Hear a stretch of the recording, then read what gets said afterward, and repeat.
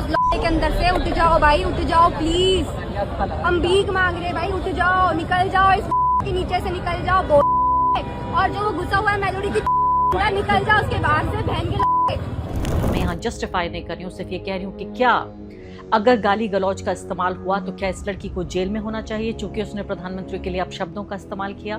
लेकिन in Twitter handles ने, ये जयपुर डायलॉग्स नाम का ट्विटर हैंडल है जो बाकायदा लड़कियों के खिलाफ हिंसा फैला रहा है, लड़कियों के खिलाफ बाकायदा नफरत फैला रहा है, उनको वल्नरेबल बना रहा है पब्लिक में कि अगर वो बाहर जाएंगी वो लड़कियां तो उनके लिए बिल्कुल खतरा है, वो बिल्कुल सुरक्षित नहीं है। विपक्ष के नेताओं पर, सामाजिक कार्यकर्ताओं पर, वकीलों पर, इन सब पर जिस तरह से भद्दी भद्दी गालियां दिन रात दी जाती हैं, गंदा माहौल तैयार किया गया, लेकिन कभी कोई कार्रवाई नहीं हुई। लेकिन अगर एक लड़की ने एक शब्द कहा या दो शब्द की कह दिए प्रधानमंत्री के खिलाफ तो उसकी जान को खतरा है, उसके माल को खतरा है और अब उसकी आज़ादी पूरे तरीके से खतरे में है क्योंकि उसके ऊपर केस दर्ज हो चुका है। राहुल गांधी ने एक बड़ा स्टैंड लेते हुए इस बात पर ये बोला है कि प्राइम मिनिस्टर मोदी और अमित शाह हमारी जेन ज़ी को धमकी नहीं दे सकते और धमकी देकर उनको खामोश करने की कोशिश नहीं कर सकते। बाकायदा अंग्रेजी में उन्होंने लिखा है, PM Modi and Amit Shah, you can not threaten Gen Z into silence. नमस्कार, अपनी स्क्रीन पर आप ये चेहरा देखिए। मुझे पूरी तरह अंदाज़ा है ये चेहरा आपने एक नहीं बहुत बार आपने ये देखा होगा क्योंकि उस चेहरे को बदनाम करने की इतनी बदतरीन कोशिश की जा रही है और आखिरकार इस लड़की पर अब बाकायदा मुकदमा दायर किया जा चुका है, एफआईआर हो चुकी है इस लड़की के ऊपर। लेकिन अगर एफआईआर नहीं भी होती तो आप यकीन जानिए कि अगर ये पब्लिक में निकलती तो इसकी पूरी संभावना थी, पूरी आशंका थी कि इसको लिंच किया जा सकता था क्योंकि जिस कदर भयंकर तरीके से इस मासूम लड़की के खिलाफ, इस लड़की के खिलाफ नफरत और हिंसा फैलाई गई है। तथाकथित जो दक्षिणपंथी ट्विटर हैंडल्स हैं, इसके अलावा जो भाजपा और आरएसएस के सीधे सपोर्टर्स हैं और कंगना रनावत जैसे लोग जो ये कह रहे हैं कि हिंदू लड़कियां कितनी बेशर्म हैं और वो क्या क्या करती हैं और गटर जनरेशन है। लेकिन इन ट्विटर हैंडल्स ने, ये जयपुर डायलॉग्स नाम का ट्विटर हैंडल है जो बाकायदा लड़कियों के खिलाफ हिंसा फैला रहा है, लड़कियों के खिलाफ बाकायदा नफरत फैला रहा है, उनको वल्नरेबल बना रहा है पब्लिक में कि अगर वो बाहर जाएंगी वो लड़कियां तो उनके लिए बिल्कुल खतरा है, वो बिल्कुल सुरक्षित नहीं है। इस लड़की के खिलाफ एक नहीं बल्कि 1000 ट्विटर हैंडल्स ने लगातार कैंपेन चलाया और आखिरकार अब नोएडा पुलिस ने उसके खिलाफ मुकदमा दर्ज कर लिया है। आप सोचिए कि कौन सा ऐसा कानून है। पहली बात तो उसने जुर्म क्या किया, जुर्म ये किया कि सीजेपी के प्रोटेस्ट में उससे हिस्सा लिया। हिस्सा लेने के बाद दौरान उसने जो बयान दिया उसमें कई गाली गलौज की भाषा थी। जाहिर है आप या मैं, कोई भी सभ्य व्यक्ति गाली गलौज का समर्थन नहीं कर सकता, हम इसको सपोर्ट नहीं कर सकते। गाली गलौज के इस्तेमाल के बगैर भी आंदोलन या इनकलाब लाया जा सकता है। लेकिन जेन ज़ी का ये अपना अलग तरीका है, उसका अपना एक अलग गुस्सा है। मैं यहाँ जस्टिफाई नहीं कर रही हूँ, सिर्फ ये कह रही हूँ कि क्या अगर गाली गलौज का इस्तेमाल हुआ तो क्या इस लड़की को जेल में होना चाहिए चूंकि उसने प्रधानमंत्री के लिए अपशब्दों का इस्तेमाल किया। भारत का कानून ये नहीं कहता। भारत का कानून ये कहता है कि आपको, यानी मुझे ये महसूस हुआ है कि मेरी मानहानि हुई है तो मैं अदालत में जाकर केस दर्ज कर सकती हूँ, डेफेमेशन का केस। हालांकि ये भी सोचिए, अंग्रेज़ों के ज़माने का ये पूरा केस है जब अंग्रेज़ अपने लिए इस्तेमाल किया करते थे।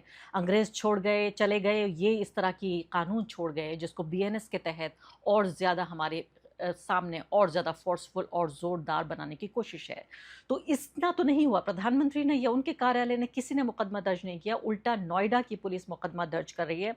एफआईआर रुचिका सिंह के खिलाफ दर्ज कर ली गई है, भद्दी गालियां देने के लिए, इनडिसेंट लैंग्वेज के लिए प्राइम मिनिस्टर मोदी के खिलाफ जनता मंतर प्रोटेस्ट में।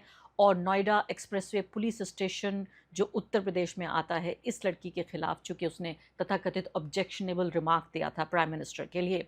यानी आप ये सोचिए कि एक तरफ आप इस लड़की के खिलाफ इस तरह का मुकदमा दर्ज किया जा रहा है जिसमें पब्लिक पीस वो डिस्टर्ब कर रही है, यानी अगर वो इस तरह की भाषा का इस्तेमाल कर रही है, पब्लिक पीस। और दूसरी तरफ हमारी लड़कियों के साथ इतनी बदसलूकी की गई, हमारी लड़कियों के कपड़े फाड़े गए, उनको गलत तरीके से उनको छुआ गया, उनके डंडे घुसाए गए, उनको थप्पड़ मारे गए।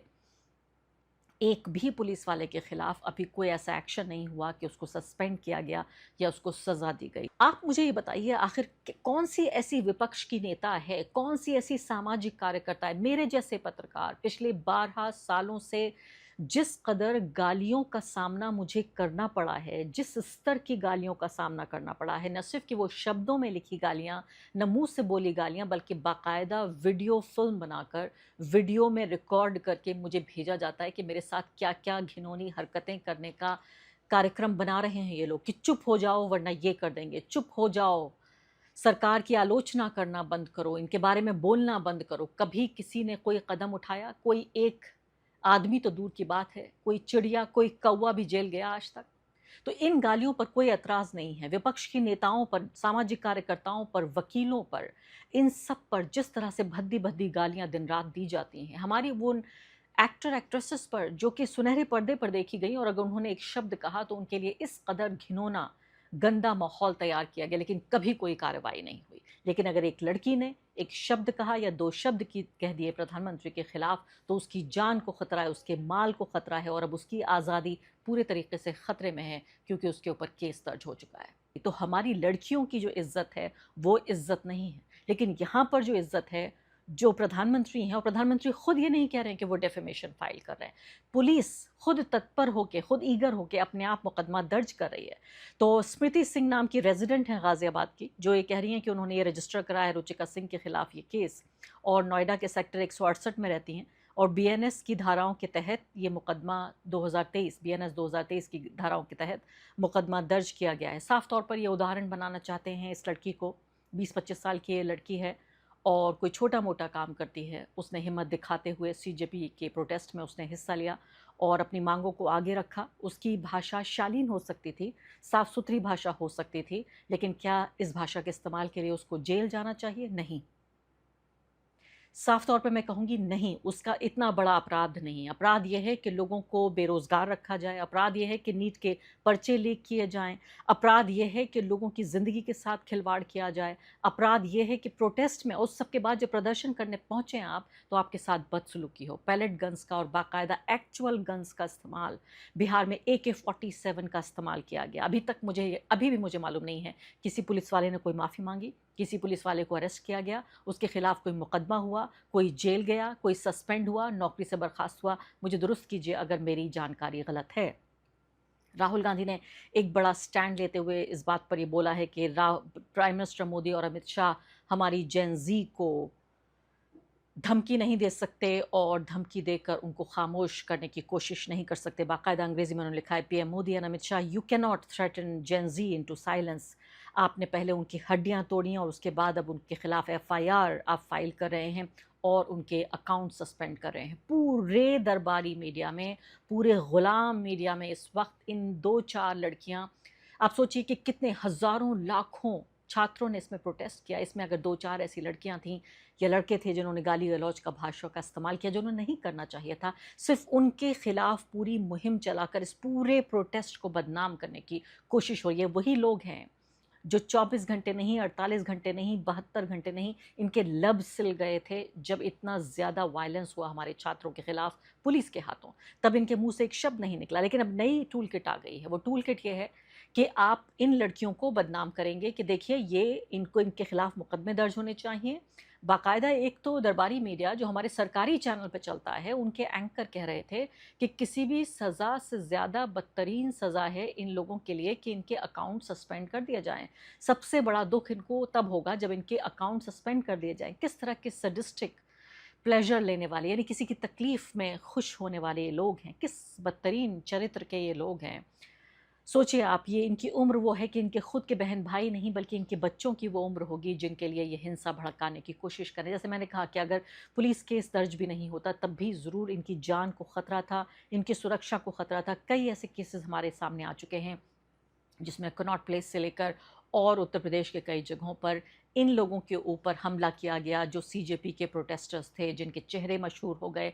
उन पे जो ये भगवा गुंडे हैं वो उनके ऊपर आग बबूला हो रहे थे और बाकायदा उनके ऊपर शारीरिक हिंसा का इस्तेमाल किया। तो ये सब कुछ हो रहा है हमारे सामने। बाकायदा घरों में हम देख रहे हैं, वहाँ जाकर एक बिना वर्दी पहने हुए लोग, यानी ये पता नहीं चलता कि वो पुलिस वाले हैं या कौन हैं, वहाँ भी धमकाने की कोशिशें हो रही हैं। इस तरह के वीडियो भी वायरल हो रहे हैं। राहुल गांधी आगे कहते हैं, you are India's past, be careful about how you treat India's future.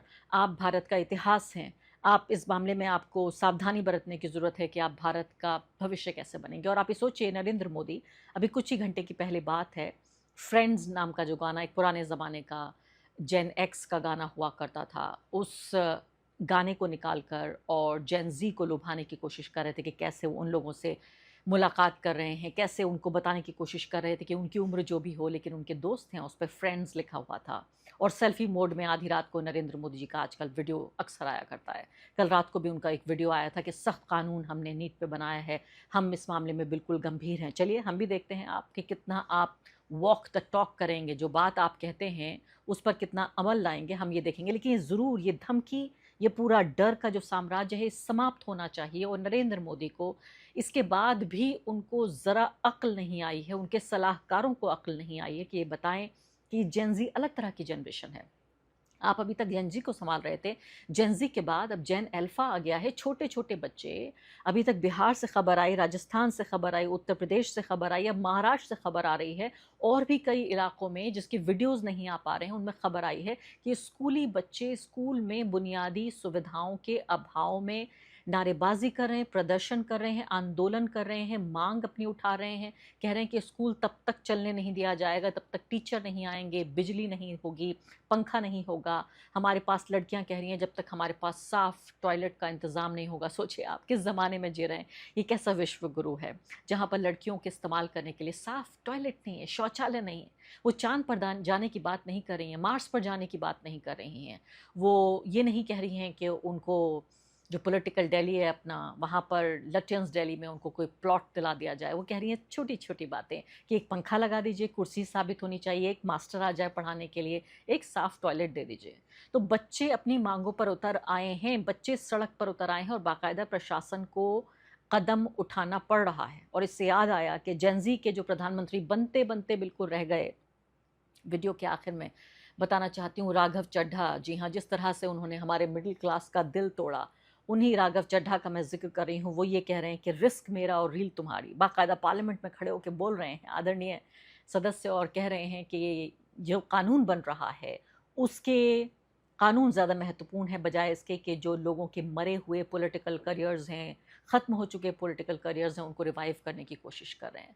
आप सोचिए हमारी आंखों के सामने कैसे इस व्यक्ति ने एक पूरी नस्ल को, एक पूरी जनरेशन को किस तरह से धोखा दिया। बहुत सारे ऐसे लोग थे, आप यकीन जानिए, जो सिर्फ पॉलिटिकली रीजंस की वजह से, कोई बीजेपी के कांग्रेस के लोग नहीं थे, जो दिल से लोग राघव चड्ढा को पसंद करते थे। दिल से लोग समझते थे कि ये व्यक्ति बदलाव लाना चाहता है, दिल से ये समझते थे कि ये व्यक्ति आगे चलकर शिक्षा मंत्री बन सकता है और भी कुछ बन सकता है। लोगों ने यकीन कर लिया था इस शख्स की जो अदाकारी है उसको वो असली समझ बैठे थे, ये जो अभिनय था उसको हकीकत समझ बैठे थे। आज व्यक्ति देखिए कैसे न सिर्फ कि वो खुद बल्कि आम आदमी पार्टी के कई सांसदों को लेकर और पार्टी को तोड़ दिया उन्होंने पूरे तरीके से।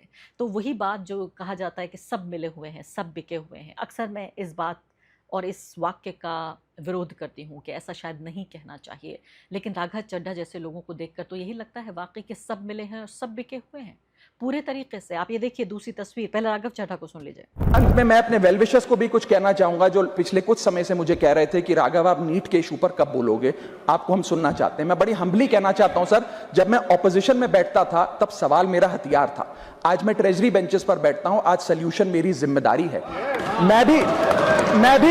मैं भी रोज कैमरे के सामने आकर साउंड बाइट दे सकता था, लेकिन मुझे हेडलाइन नहीं सर, मुझे आउटकम चाहिए। और जब मैं ऑपोजिशन में था तब मेरा काम इशू रेस करना और सवाल उठाना था, और पूरा सदन और आप जानते हैं मैंने वो काम पूरी ईमानदारी से किया। लेकिन आज मेरा रोल कैमरा के सामने अटेंडेंस लगाने का नहीं है, मेरा role is my focus is to fix the system.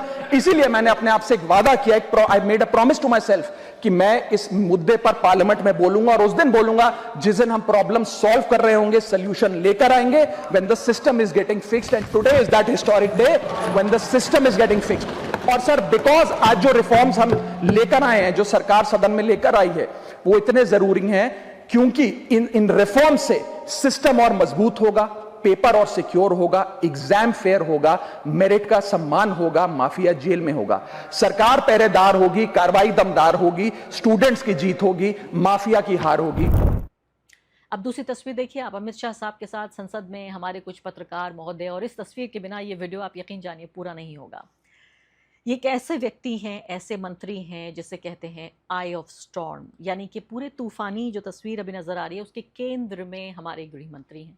Police उनको रिपोर्ट करती है, पुलिस के ऊपर संगीन आरोप लगे हुए हैं। इस वक्त पूरा ये मामला आंतरिक सुरक्षा से भी जुड़ा हुआ है। जनता सड़कों पर है, जेन ज़ी था पहले, अब जेन अल्फा सड़कों पे आ गया है। लेकिन हमारे गृह मंत्री से सवाल पूछने के बजाय पूछा जा रहा है उनसे कि आपके जूते कहाँ से आए, ये क्या असमिया स्टाइल के आपने जूते पहने हुए हैं। यहाँ पर इन पत्रकारों को स्लो मोशन में देखिए ज़रा, कोई मुस्कुरा रहा है, कोई झेंप रहा है, कोई वहाँ खुश है सिर्फ ये सोचते हुए कि हम उसी हवा में सांस ले रहे हैं जहाँ अमित शाह सांस ले रहे हैं। उनके आभा मंडल में पत्रकार इतने खो गए हैं कि भूल गए कि पत्रकार हैं। वो संसद में इसलिए नहीं है क्योंकि संसद के कोई सदस्य हैं या कर्मचारी हैं, वो संसद में इसलिए हैं क्योंकि उनको संसद को कवर करने का पास मिला है एक पत्रकार के तौर पर। शर्म आती है, अफसोस होता है। आप ही बतलाइए, हम बतलाएं क्या? भूल गए पूरे आभामंडल में अमित शाह साहब की भीनी भीनी जो उनकी ये जो प्रेजेंस है, उनका जो वजूद है, उसमें इस कदर खो गए कि भाई हमें गृह मंत्री इतना भाव दे रहे हैं कि हम उनके साथ साथ चल सकते हैं। वो बातें कर रहे हैं, 2 महिला रिपोर्टर्स हैं, एक उधर और पीछे कुछ पुरुष रिपोर्टर्स भी नज़र आ रहे हैं। किसी की इतनी हिम्मत नहीं हुई कि माइक और कैमरा लेकर सवाल पूछ लेते, या कलम और कागज़ लेकर कोई सवाल पूछ लिया होता। न जाने वो दिन, हमारे पुराने दिन, हमारे वो बुरे दिन कब वापस आएंगे जब प्रधानमंत्रियों से, मंत्रियों से, सांसदों से, सत्ता से हमारे पत्रकार सवाल पूछा करते थे।